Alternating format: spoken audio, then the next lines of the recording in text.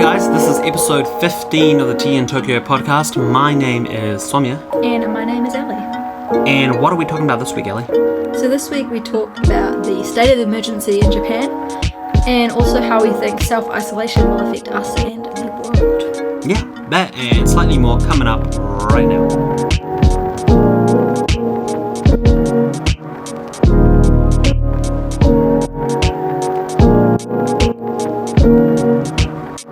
Okay, well, first of all, I think last week we were talking about the pros and cons of staying or going, and it was only when I was editing the podcast that I realized that we didn't actually reach any conclusions.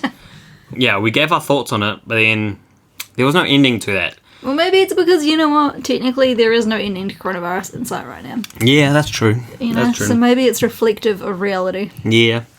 But at the moment, well, we're still here, so we're going to stay. Yeah, our actual conclusion was we were like, we'll stay until we can't anymore, basically. Yeah, exactly. And also we were talking about how there might have been like a state of emergency or lockdown or something like that. We weren't too sure what was happening. Well, literally that night, after the podcast, we got word that... Well, actually, we didn't get word of the state of emergency straight away. We got word that our work was going to close, right? Because everyone kind of knew that a state of emergency was going to be called, even though it wasn't officially called yet. So just like how our work was closed for 3 weeks last month, now it's closed for 1 month. So it was like April 7th, I think, till May 7th. Yeah. So we're 1 week into the closure now. Has it only been 1 week? Yeah, just 1 week. Are you kidding me? Oh my god, I thought they were near the end of it. Yeah, no. I'm actually shocked. I know, right? You must be joking. So the good news is that we're a little bit worried because of money, obviously. So last time we talked about how we didn't know what the situation would be for us financially if our work closed because we had signed a document that said we'd only get paid for booked classes, which we were totally like, fair enough for the company, they've got to protect themselves a little bit. But it's worked out pretty well for us.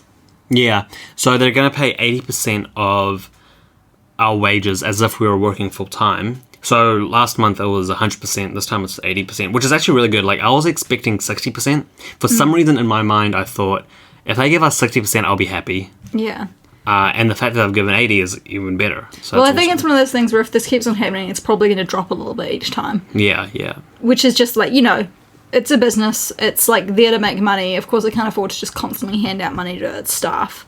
Yeah. But I think because of this, because like coronavirus was so sudden, they felt like they had to pay us, which they kind of did, because obviously we weren't, no one would have been financially ready for it, I think. But I think now going forward, if there's another lockdown, maybe in like a month or two's time, I feel like they probably might not pay us, because I feel like they would be like, you know what, we know, like, we're in the middle of it, like, you should know by now. So I think the reason why our company might pay us is because, like, they don't want to come out of this losing heaps of teachers. Yeah, that's true. And they don't want to be a company that has a reputation going forward that they didn't pay their staff in an emergency. Because, like, they rely on people, coming to Japan to work for them. Like, getting sponsored by them. So if they've got a reputation of, like, not them looking after their staff, that's going to be pretty bad. Yeah, for sure. Yeah, so this is a win-win now. And yeah, it's so good for us, because we got our invoice for how much we would get paid for the 2 weeks that we had. And for me, it was like 14,000 yen or something. Yeah. So imagine getting paid 30,000 yen tops for an entire month. That would have sucked. Yeah, that would have meant we'd be moving back to New Zealand sooner rather than later. Yeah, for sure. So this is so good. I'm happy with that. And I mean, plus it's like, this is a stressful time for everyone. Like, even though we haven't been directly affected in terms of our health because of the situation, it takes away that additional financial stress. Yeah, for sure. So that's kind of like a massive relief. Yeah. Yeah, good old company. Turns out my boss was saying that the guy's like a good cunt and he'll like look after us. He was right. Yeah. Yeah, I think it's a good thing. I do know, like, some people have moved home because of it, so that's also part of it. The less staff they have left. Yeah, one person at my work has gone home. Oh, yeah? That. I feel like the people who started during this, surely they're going to go home, right? Although we pretty much started during this.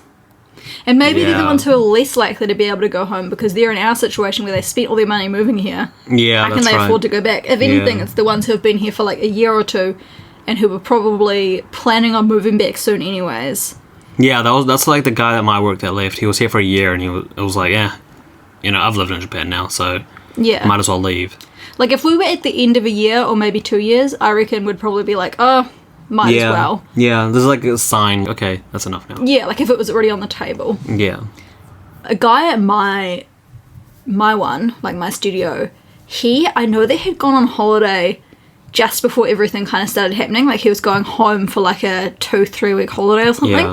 And I haven't actually seen him since, so I kind of wonder if he just stayed in America or just like by chance I haven't seen him. yeah. But because isn't it really hard to come back in?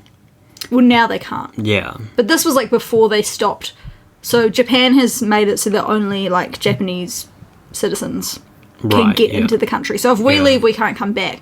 But he was like meant to be coming back before they introduced that. But I wonder if Yeah. he postponed.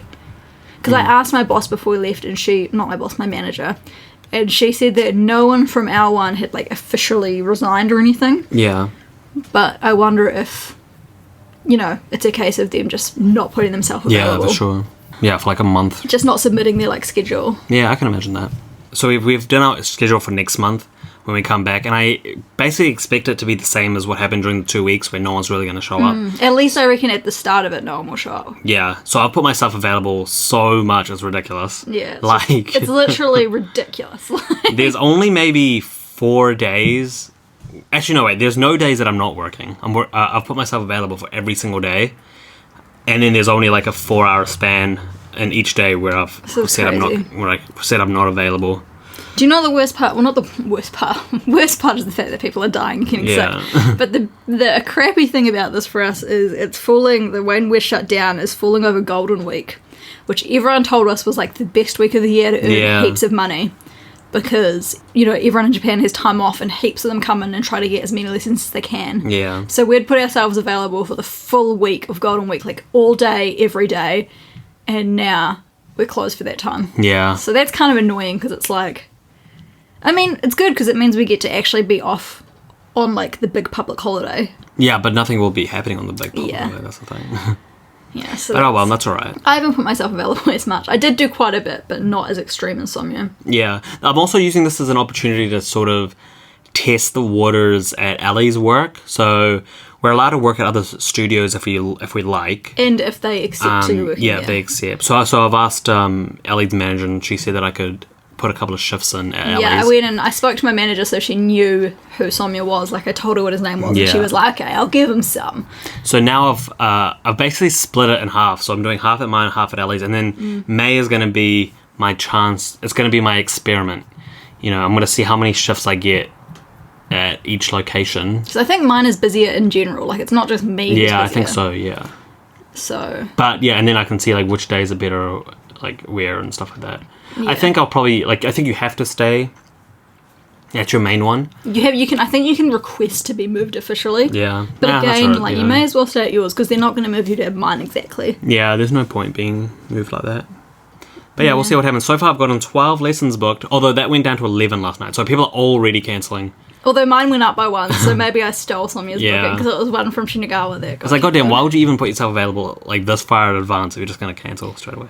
But I guess something came up. Yeah, who knows? So yeah, so there's a state of emergency now. And like we said last week, it's not the same as in other places like in New Zealand or in like California or something. They can't force anybody to stay inside.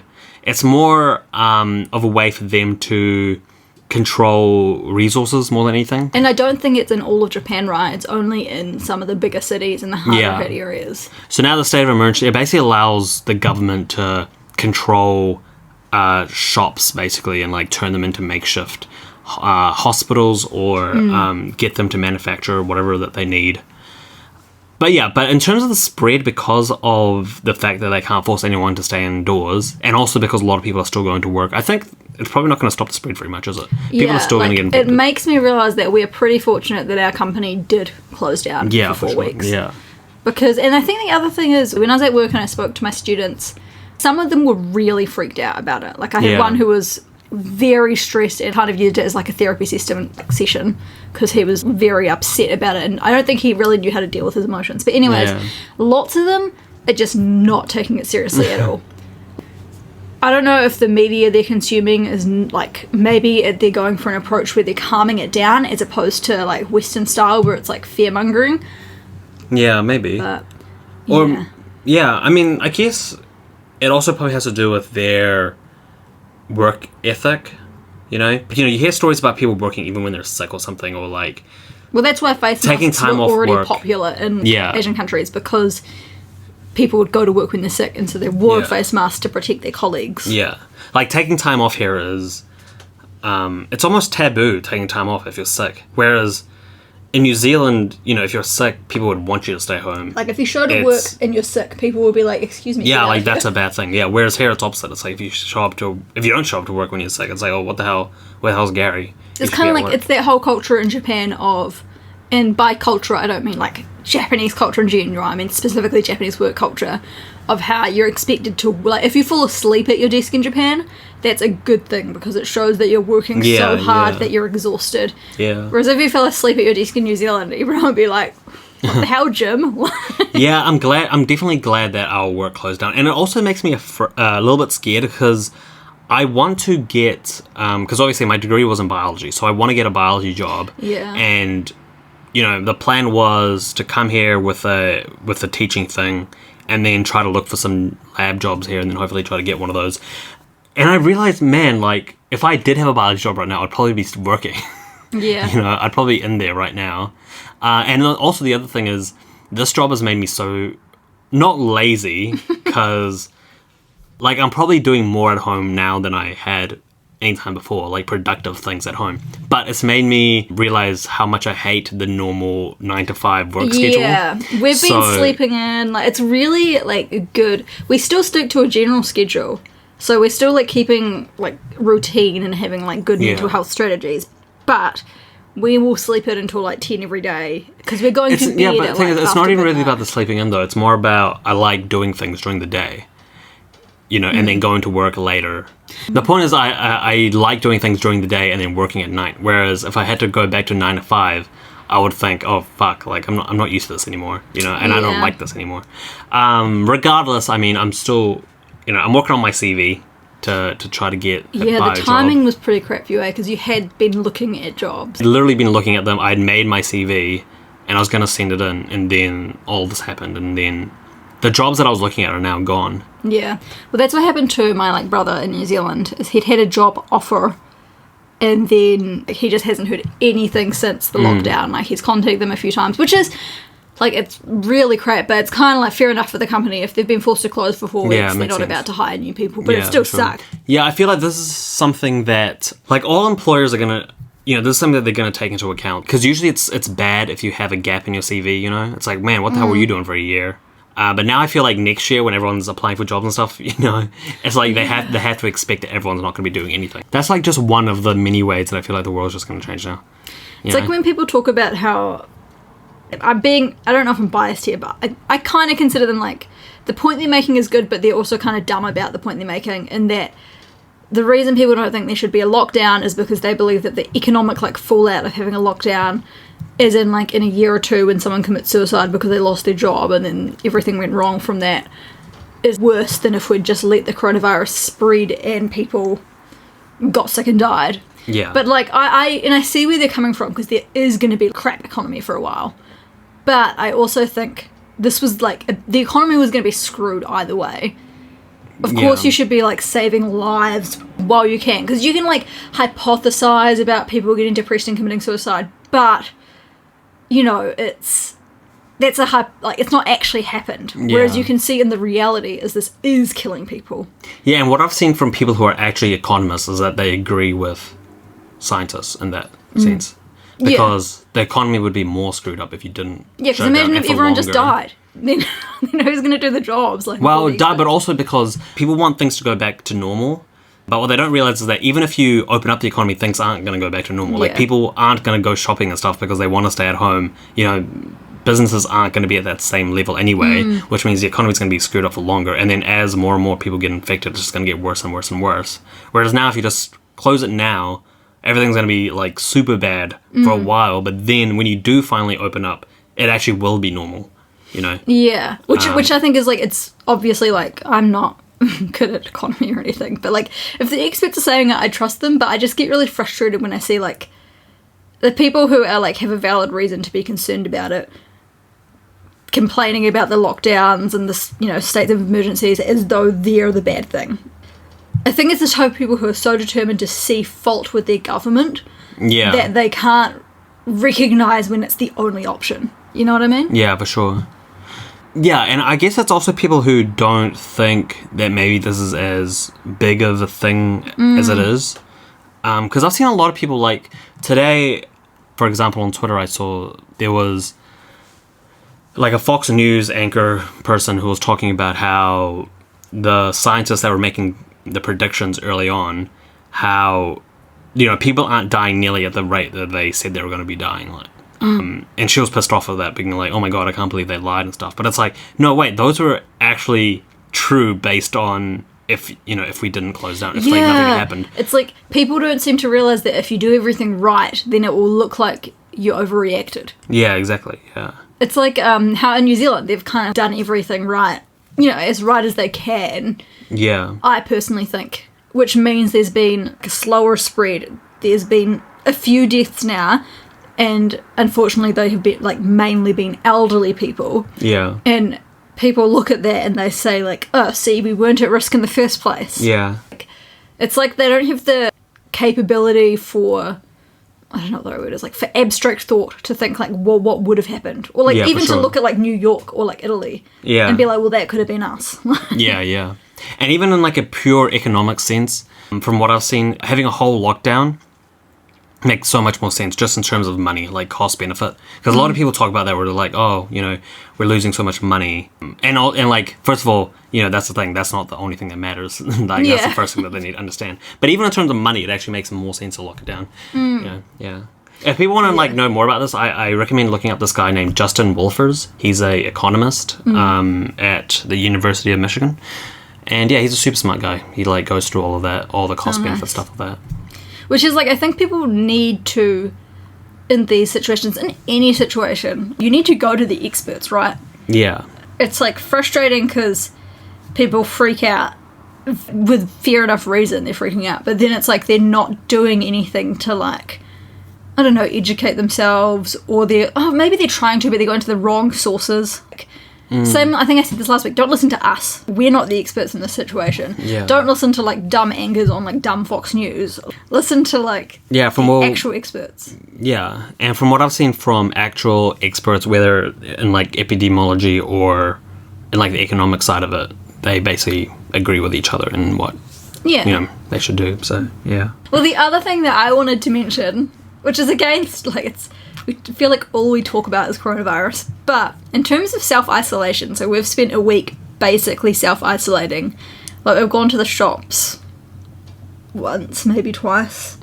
Yeah, I mean, that's part of self-isolation, though, you know. I don't think you can say that's not self-isolating, because eventually you're going to run out of food. Oh, yeah, it's like when I see people getting mad at people going to the park and being, like standing next to each other. It's like, well, duh. Like, me and Sonia are going to go to the park and we're still going to hold hands because we're not staying 2 meters apart from each other.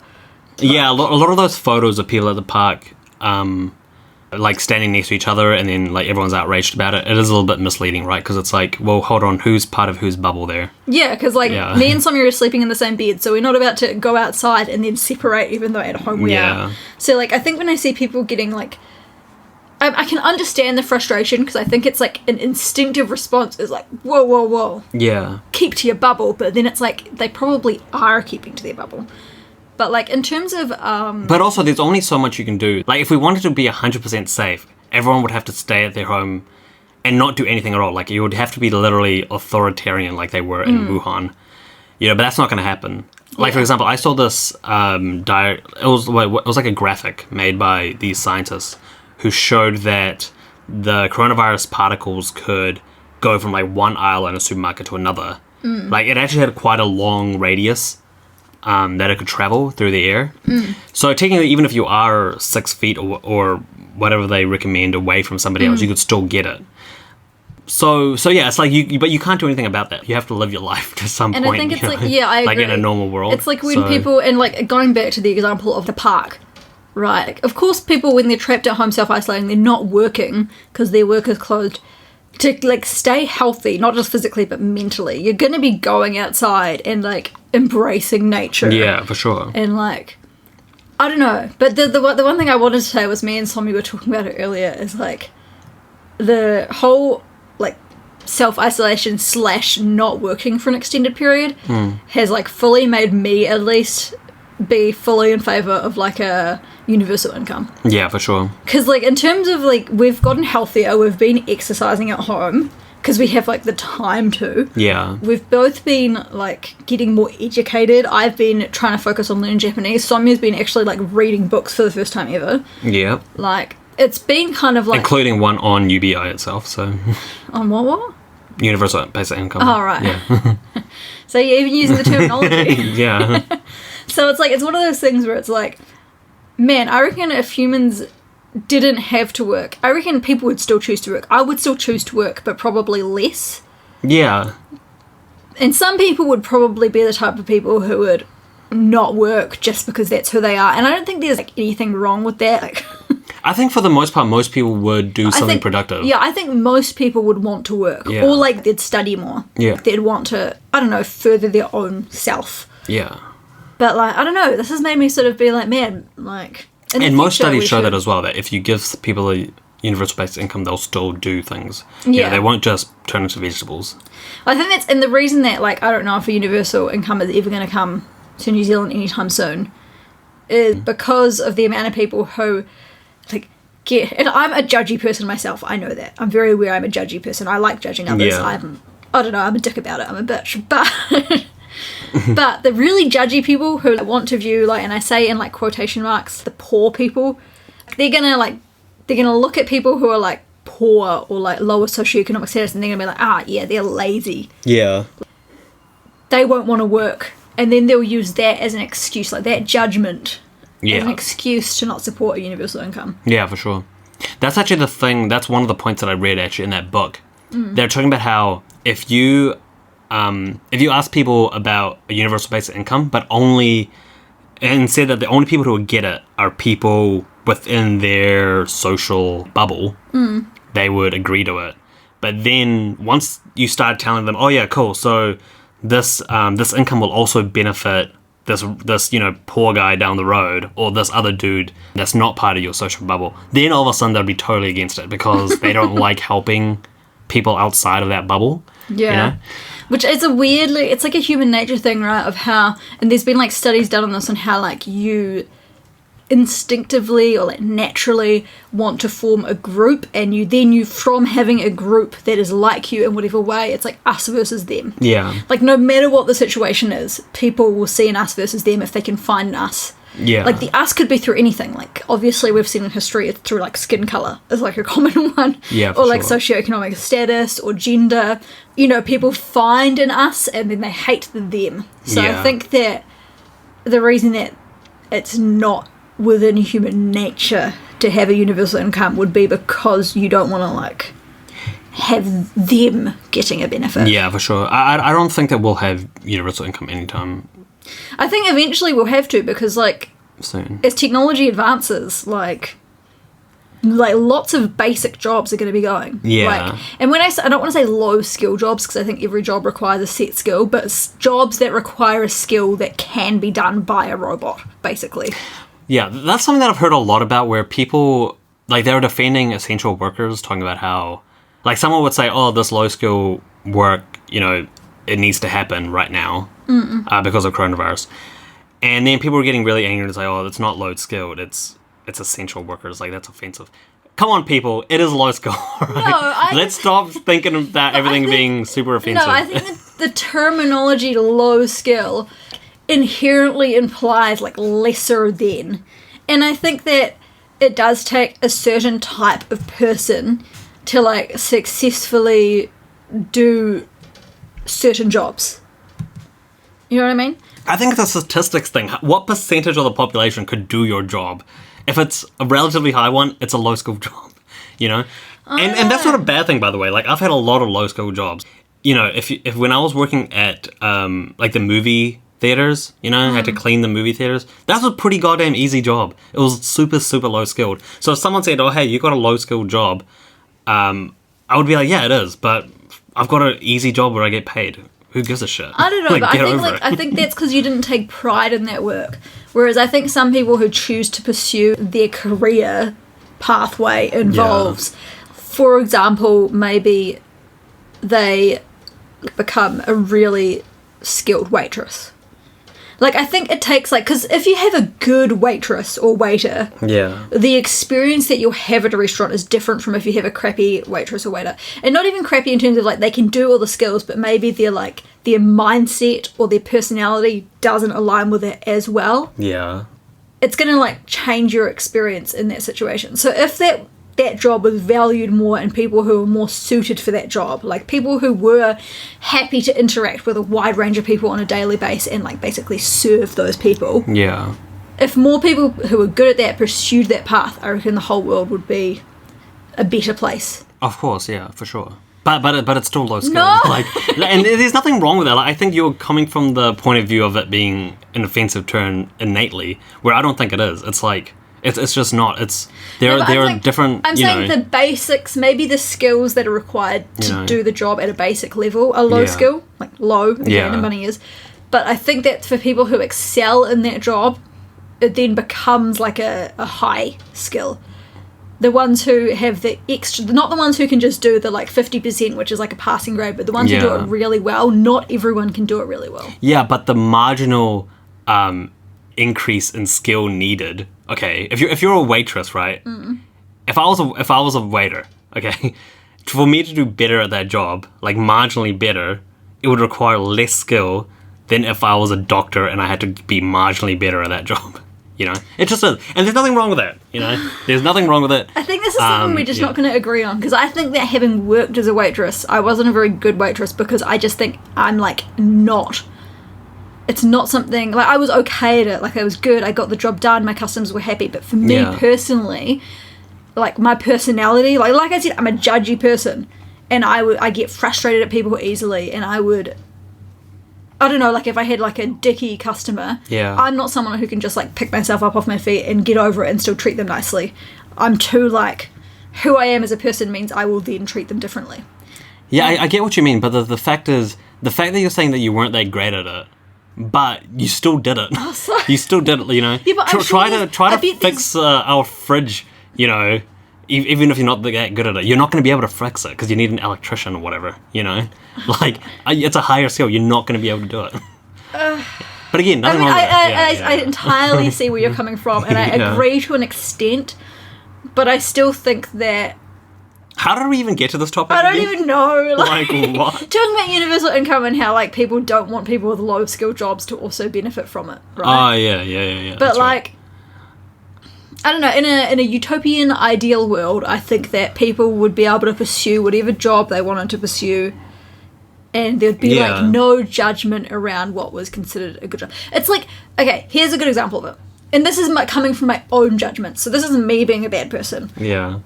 When I was studying at uni, when I was doing a postgraduate degree, I was working... No, this is before, when I was doing my honours year, I worked at a department store, like, in a makeup department. And I really enjoyed it. I was, like, pretty good at it. I got lots of free makeup and free skincare from it, so I liked it. But whenever I saw someone from high school come in and I had to serve them, and they asked what I was doing, I'd be so quick to be like, oh yeah, don't worry, I'm studying. This is not my career path. Oh, yeah. Because I was so worried that they would be like, oh, look at Allie, she's just working as a store clerk. Yeah. Which is, like, a thing that was within myself, right? Like, they probably weren't thinking that. Yeah. But, like... the thing is that I don't think anybody... Like, you don't really describe those jobs as low skill just in casual conversation, right? I think if you're really thinking about different types of work and you're having, like, a real proper discussion on it, then you might start bringing up low skill, high skill jobs. But generally people wouldn't bring up low skill because that's just a dicky thing to say. But I still think there'd be like a certain level, like I was just saying, like with my situation, there's a certain level of like judgment for someone, because you may not be thinking in your mind, oh, they're doing a low skill job, but you may be thinking, oh, I didn't think that she'd become 100% a store clerk. But then I always felt really crappy when I had that judgment internally, because I worked with some like wonderful woman who had been working there for 20 years, and they were really good at what they did because that's what they wanted to do. Yeah. And they wanted to be there. And then whenever I like in judging myself, I was also like judging them, even though I wasn't.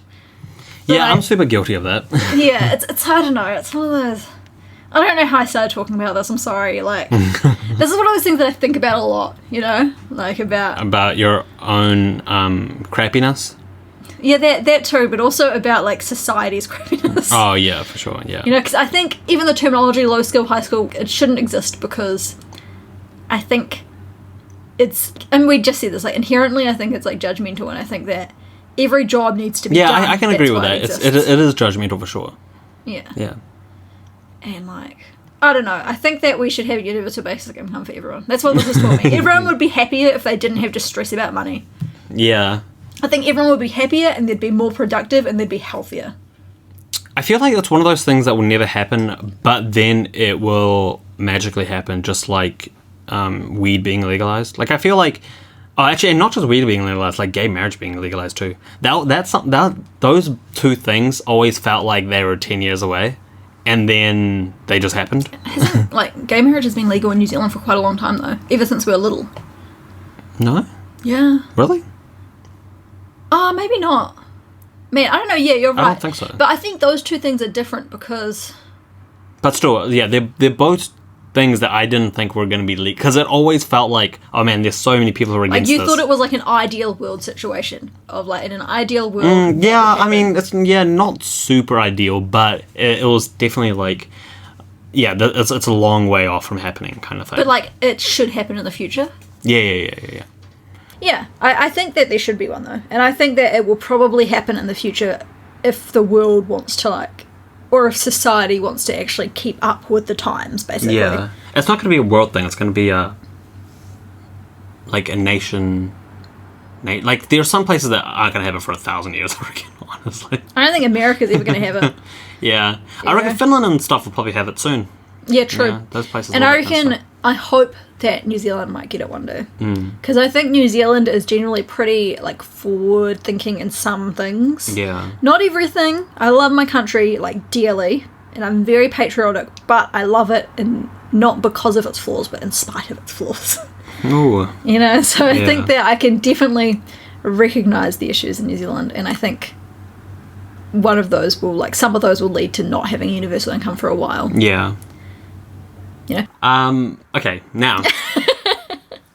Oh, you know what? Let's get away from this for a second. Okay. Because something else because we've got the podcast going, and that's good. But we want to do something extra as well. So we thought one thing we've always enjoyed doing is streaming.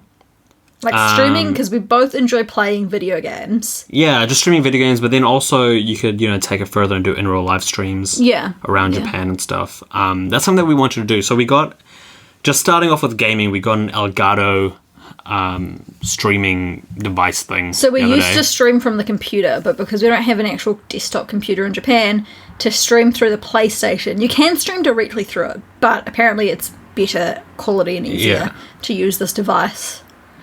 Yeah, so I checked it online 30,000 times to see if it worked on a Mac.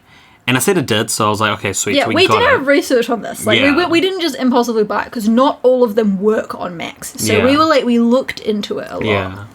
And then we hooked it up yesterday, because we got it yesterday. And we hooked it... Actually, no, we got it 2 days ago. And we hooked it all up. And we tried to use Ellie's laptop first. Now, Ellie has a really old MacBook, so we were kind of thinking it wasn't going to work. My friend sold me her MacBook for $100. Yeah. That's how old it is. Yeah, $100, that's it. So, unsurprisingly, it didn't work. So I was like, God damn it, so we can't use that. So we used mine instead, and everything was looking perfect. Like, it connected, we got it all set up, everything was working. But then the only thing that wasn't working was, the sound. We couldn't get the sound working, we couldn't figure out why. It had the sound bar there, but, when we talked, the bar thing to recognise our speech didn't move. Yeah. And then we looked at it, and turns out My computer's way too old. It doesn't have any of the settings. It doesn't have the systems required for it either. Yeah. Which, like, the more I thought about it, the more it made sense, because I got my laptop when I first started uni, which was 7 or 8 years ago. It still frustrates me because, like, the thing is, the PlayStation is running the game, right? And the Elgato device is the one that is streaming. So the computer is literally just so that you can see what's happening on the screen. That was my understanding. And yet you need to have like all these different levels of hardware. Yeah, I don't understand that either. So I was like, why. why does the computer itself matter when it's meant to be the Elgato that does it? I don't know. Yeah, I don't know. We don't know enough about computers to know any of this stuff. But long story short, we can't stream. Although it was frustrating because there was another way we could have got it to work. Because we were trying to stream for the computer, but you can also download the software called OBS, which we used to use. And to use OBS with an Elgato, you also had to download this other thing, which Elgato hasn't updated to work with Macs. Yeah. So we could have used it if they just kept up, because the problem is Mac constantly updates its security systems. And so when you try to use this thing that you need for Elgato, Mac won't download it because it's too out of date.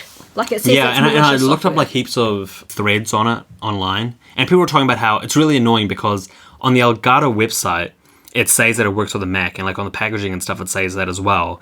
But turns out there's massive like known issues, and it actually doesn't work on a Mac half the time. Yeah, they're liars. Yeah, like occasionally when there's an update or something, it'll work, and then it'll stop working the next month. And so yeah, so we can't stream like that. Although Ellie is probably going to be streaming anyway through the PlayStation. So we have Final Fantasy, which Ellie can play. I don't have any of the games that I want to play, so I'm not going to be streaming. Yeah, I'm replaying Final Fantasy 12 for the millionth time. Except we don't have a PlayStation camera, so it's probably, at least for a while, I'm just going to be streaming without the video. Yeah. Which I don't really like doing. But yeah, but you know, it's all right for a little bit. We're going to be buying a proper laptop soon, I think. Yeah, and then we'll be able to use the... So yeah, so there's a good chance if you want to ask any questions about Japan, or if you just want to check it out, you can watch that. It's on, what's your Twitch's name? My Twitch name is Wammy. WAUMMY. However, yeah. I know because... Like, I used to stream ages ago, and I haven't in, like, so long that when my friend the other day tried to, like, follow me, she, like, when she searched Wammy, it didn't come up for her. So maybe we'll do, like, next time I stream, we'll post on, yeah, the on Instagram or Twitter or something with a link. Because, like, I had to follow her, and then she could follow me back from that to find me. It was really weird, like... It didn't come up at all, like my name. Yeah. Which is frustrating. But I think it's probably because I've been inactive for so long that I'm not even viewed as being, like, a streamer. Yeah. But, yeah, we'll try to do semi-regular streams. And yeah. I'm hoping to do it, like, because I play games every day, so we may as well have, like, a chance to, I don't know, socialise. Yeah, for sure. I've been desperately trying to think of other ways that we can...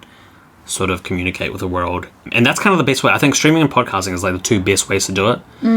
There's also like YouTube videos, I guess, but do you know my mum wanted us to on our podcast YouTube videos, because we upload to YouTube. If you don't listen to us on YouTube, we also have them on YouTube. My mum thought we should do a like counter for how many times we say like, so every time we say like on the YouTube video, it should pop up with a number. Yeah. But then I think that would just be too sad. We don't want to know how often we say like. Yeah, that's sad, and also, like, if I had to edit that, it would take so goddamn long trying to come up, like, trying to do every single like. And every time, ding, ding. Yeah. If you know of a bot that can do that automatically, then we'll do it. Oh, yeah, that'd be good. But until then, yeah, no like counter for us, I think. Yeah, you can do it at home on your own. Yeah. Yeah, so keep score and let us know how many we did. All right, well, I think that's pretty much it for this week. Yeah, so everyone should stay safe, self-isolate, look after yourself, take care of your mental health. Yeah. All that jazz. And we'll see you next time. See ya. Bye.